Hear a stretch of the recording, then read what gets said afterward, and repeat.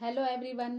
तो आज हम बात करने वाले हैं उन ट्रांजैक्शंस के बारे में जिन्हें करके हम बहुत बड़ी गलती कर रहे हैं और जिसका खामियाजा हमें भुगतना पड़ता है by facing income tax notice.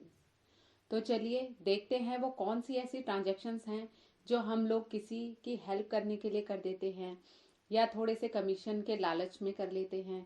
तो वो ट्रांजैक्शंस हैं जिन्हें मैंने 3 पार्ट्स में डिवाइड किया है, जो है number 1 running customer service centre, cyber cafe, recharge और money transfer. Number 2 running shop and money received by UPI, cash, online, RTGS, NEFT. And third है family transfer by UPI, cash, RTGS, NEFT या फिर ये सब transactions थोड़े से reward and cashback के लिए, जो कि स्पेशली स्टूडेंट्स कर देते हैं।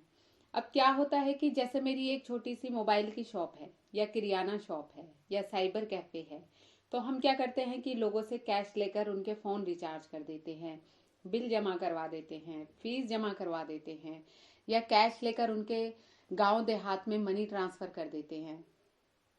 या कभी ऐसा होता है कि आपका फ्रेंड बोले मेरे बैंक में बैलेंस नहीं है, कैश पड़ा है तो तू अपने अकाउंट से मेरी टिकट बुक करा दे या कोई भी ऑनलाइन ट्रांजैक्शन कर दे और मुझसे कैश ले ले।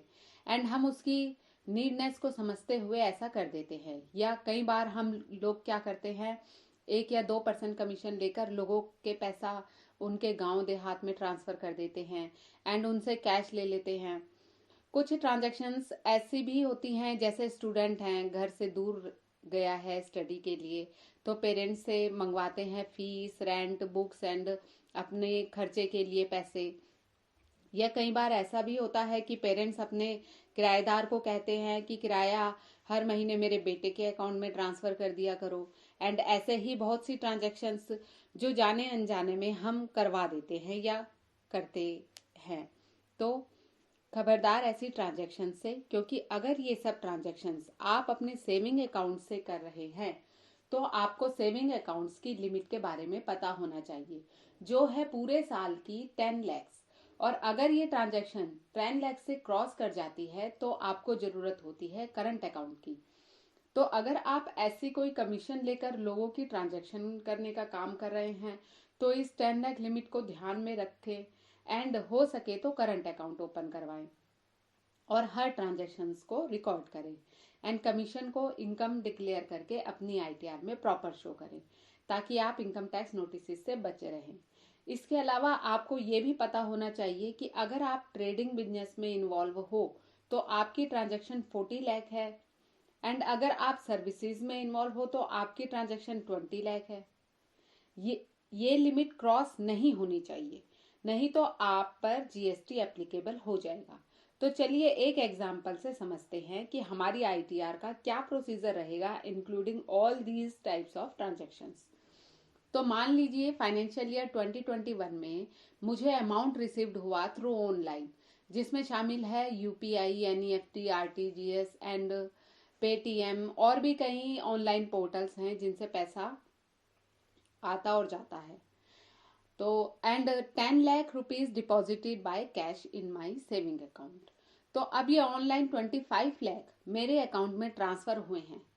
उसमें से 5 लाख तो मैंने लोन लिया है अपने फैमिली मेंबर से, या फैमिली मेंबर से लेकर या फ्रेंड से लेकर कैश उन्हें दे दिया।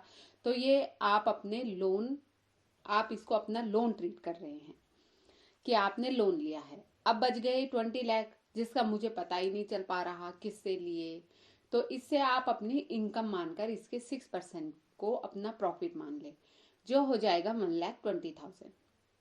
अब जो 10 लाख आपने कैश जमा करवाया है उसका भी सोर्स ऑफ इनकम नहीं पता और ना आप बता पा रहे हो, तो उसे भी इनकम मान लो और उसके 8% को अपना प्रॉफिट मान लो, जो कि होगा 80,000। अब आपकी टोटल टर्नओवर है 30 लाख एंड आपका टोटल प्रॉफिट है 2 लाख। तो एज पर इनकम टैक्स तो आपको रिटर्न फाइल करने की जरूरत नहीं है, पर क्योंकि आपके अकाउंट में ट्रांजैक्शंस हाई हैं तो आपको आईटीआर जरूर फाइल करनी चाहिए in future income tax compliances से बचने के लिए। तो आई होप अब आप इन बातों का ध्यान रखेंगे और अपना सेविंग अकाउंट इन बातों को ध्यान में रखकर ट्रांजैक्ट करेंगे।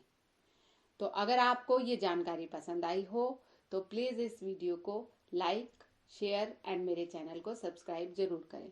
Thank you.